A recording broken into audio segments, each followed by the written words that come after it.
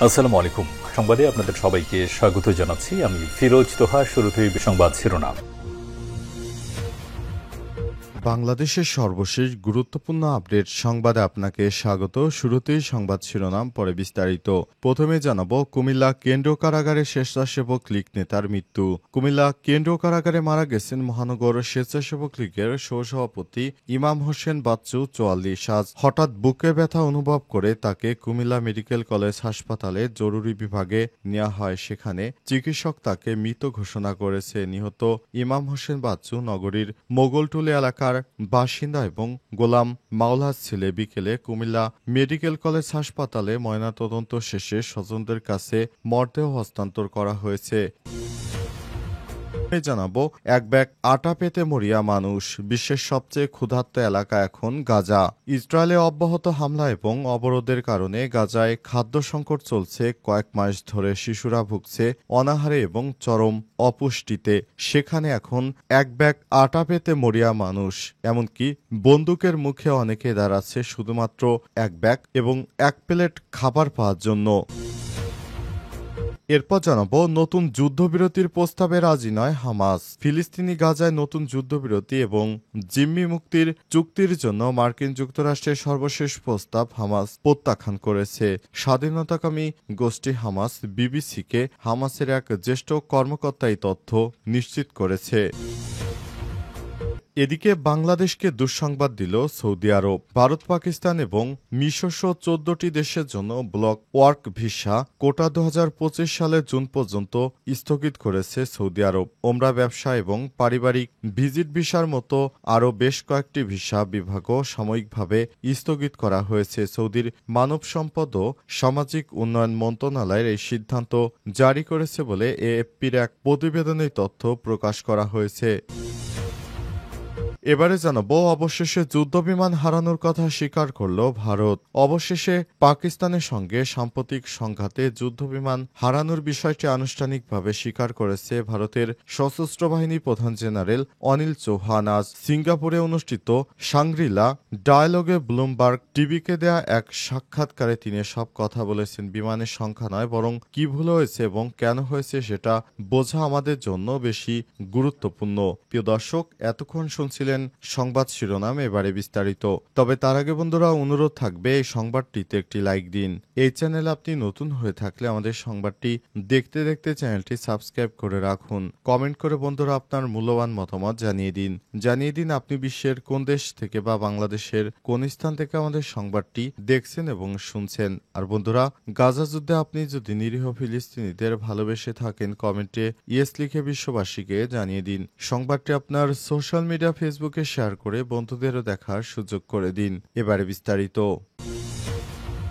কুমিল্লা কেন্দ্রীয় কারাগারে স্বেচ্ছাসেবক লীগ নেতার মৃত্যু। কুমিল্লা কেন্দ্রীয় কারাগারে মারা গেছেন মহানগর স্বেচ্ছাসেবক লীগের সহসভাপতি ইমাম হোসেন বাচ্চু, ৪৪। আজ হঠাৎ বুকে ব্যথা অনুভব করে তাকে কুমিল্লা মেডিকেল কলেজ হাসপাতালে জরুরি বিভাগে নেওয়া হয়। সেখানে চিকিৎসক তাকে মৃত ঘোষণা করেছে। নিহত ইমাম হোসেন বাচ্চু নগরীর মোগলটুলি এলাকার বাসিন্দা এবং গোলাম মাওলার ছেলে। বিকেলে কুমিল্লা মেডিকেল কলেজ হাসপাতালে ময়নাতদন্ত শেষে স্বজনদের কাছে মরদেহ হস্তান্তর করা হয়েছে। কুমিল্লা কেন্দ্রীয় কারাগারের senior jail super Halima Khatun বলেছেন, কারাগারে হঠাৎ অসুস্থ হয়ে পড়েন হাজতি বাচ্চু। তাকে দ্রুত হাসপাতালে পাঠানো হলে বাঁচানো সম্ভব হয়নি। তিনি আরও জানান, ইমাম হোসেন বাচ্চুর বিরুদ্ধে হত্যা ও হত্যা চেষ্টার দুটি মামলা। চলতি বছরের ৩০ মার্চ কোতোয়ালি মডেল থানা পুলিশ তাকে গ্রেপ্তার করে। এরপর আদালতের নির্দেশে তাকে কারাগারে পাঠানো হয়েছে। আজ কারাগারের ভেতরে বাচ্চু অসুস্থ হয়ে পড়েন এবং অচেতন হয়ে যান।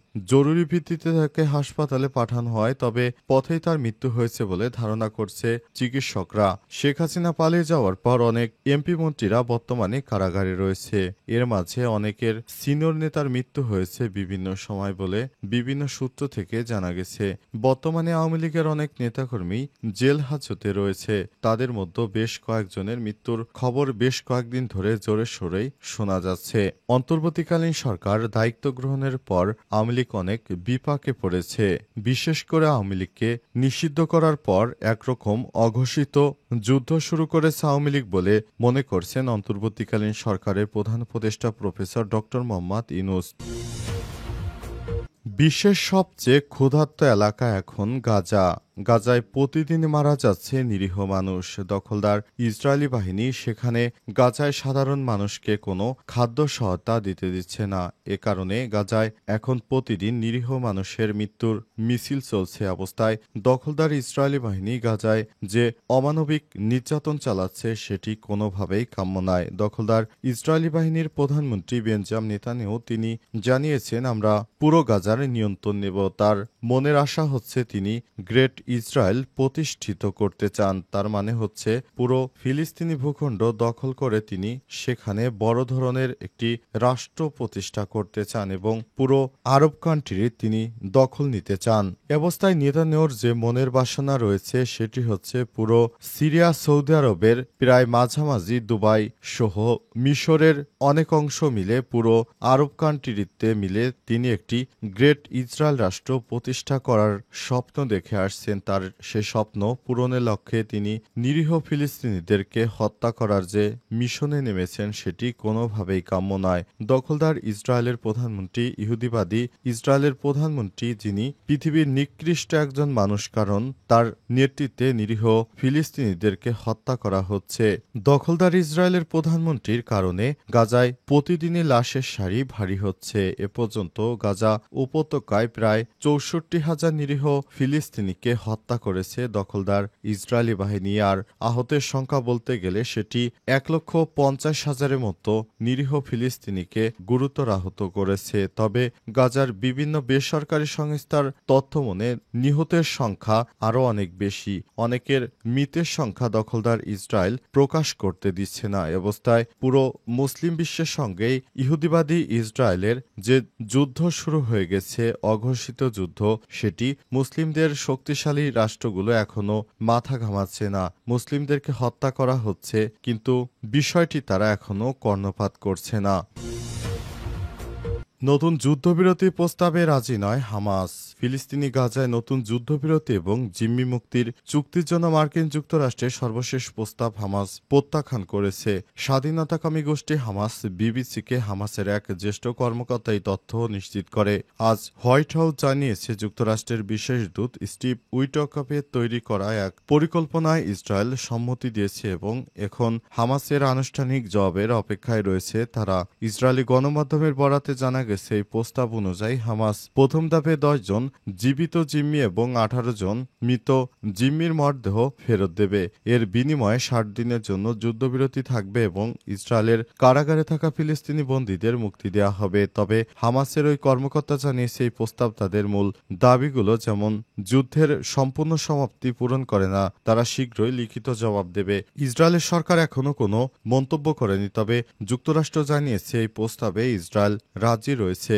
তবে এই প্রস্তাবে হামাস রাজি নয়, কারণ এখানে ফিলিস্তিনিদের কোনো স্বার্থ নেই, এই কথা জানিয়েছে হামাসের যোদ্ধারা। যদি এখানে ফিলিস্তিনিদের কোনো স্বার্থ রক্ষা হতো তাহলে অবশ্যই হামাসের যোদ্ধারা এই যুদ্ধবিরতির প্রস্তাব মেনে নিত। এছাড়াও এই যুদ্ধবিরতির প্রস্তাবটি এসেছে মূলত যুক্তরাষ্ট্রের পক্ষ থেকে, সুতরাং এই প্রস্তাবটি অবশ্যই নেতানিয়াহুর পক্ষে যাবে, এটি স্বাভাবিক। সুতরাং এই ধরনের কোনো প্রস্তাবই হামাসের যোদ্ধারা মেনে নেবে না।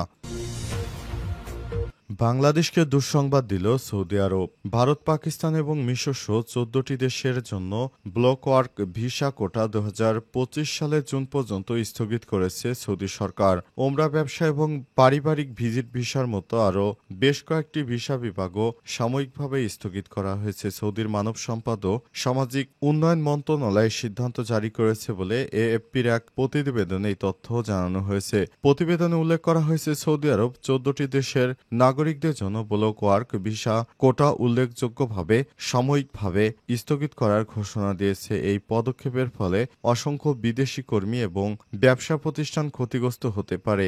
এক গুরুত্বপূর্ণ সিদ্ধান্ত আসন হজ মৌসুমে সমাপ্তির সঙ্গে সামঞ্জস্যপূর্ণ। এই সিদ্ধান্তটি রাজ্যের অভ্যন্তরীণ ভ্রমণ পরিচালনা এবং ব্যস্ত সময় নিয়ন্ত্রক সমিতি নিশ্চিত করার বৃহত্তম প্রচেষ্টারই অংশ।